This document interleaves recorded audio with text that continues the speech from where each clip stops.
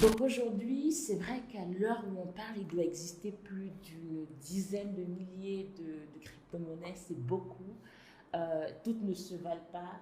Euh, Énormément sont finalement des projets qu'on appelle des copycats, des copier-coller, parce qu'il faut savoir que pour les la plupart des blockchains, pratiquement toutes, le code est open source, donc un logiciel libre. N'importe qui peut aller copier, mettre le nom, le nom qu'il veut et ça devient une crypto-monnaie. Donc c'est pourquoi on a finalement une palanquée de crypto-monnaies. Après, il y a de plusieurs catégories.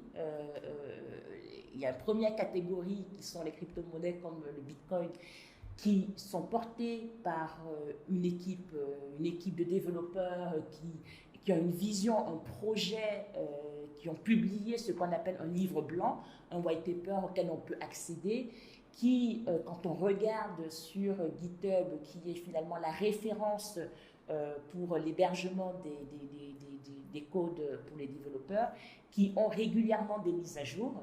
Donc celles-là, finalement, elles ne doivent pas dépasser une cinquantaine, voire une centaine, et encore je m'avance. Donc celles qui apportent vraiment une force, une proposition de valeur différente à ce qui existe déjà. Ensuite, on a une catégorie qui sont plutôt ce qu'on appelle des jetons, des tokens, qui sont des dérivations de crypto-monnaies, de ces projets-là qui ont été pensés et qui sont mis à jour régulièrement par des équipes. Et il y a l'immense majorité, je vais dire 99,9% de ces crypto-monnaies qui sont des scams. Donc il faut faire très attention parce que quand on a une innovation technologique comme ça, quelle que soit l'innovation, malheureusement, il y a toujours des gens mal intentionnés qui essayent d'abuser de la naïveté des autres pour pouvoir s'enrichir. Du coup, le Bitcoin. Il faut savoir que déjà, pourquoi les crypto-monnaies, pourquoi le Bitcoin, d'où ça vient. On se met en 2008. Si vous vous rappelez, peut-être qu'il y en a qui sont très jeunes, qui n'ont pas de souvenirs patents de cet instant-là. Moi, je m'en souviens très bien. En 2008, où j'étais, je travaillais en banque d'investissement à la City de Londres, au Crédit Suisse. Et déjà en 2007, on voyait des remous, des tressaillements sur le marché financier et on se rendait compte qu'il y avait un niveau d'endettement des sociétés, un niveau de liquidité présent sur le marché qui annonçait déjà les prémices d'une crise.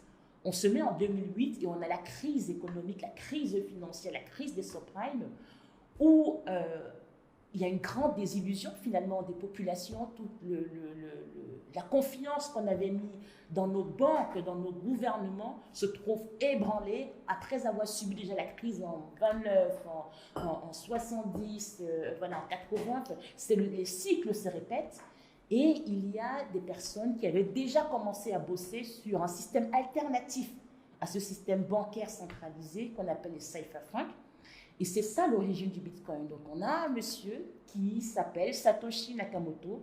On ne sait pas si c'est un homme, une femme, un groupe de personnes qui en 2008 publie un livre blanc que je vous recommande d'ailleurs d'aller lire. Le Bitcoin, une façon de transacter de pair à pair, de faire des transactions de pair à pair.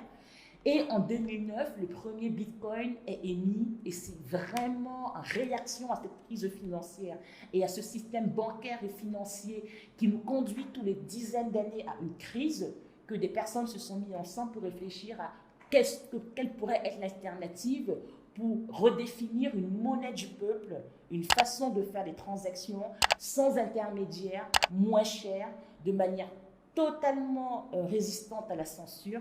C'est la naissance du Bitcoin et de l'ensemble des crypto-monnaies.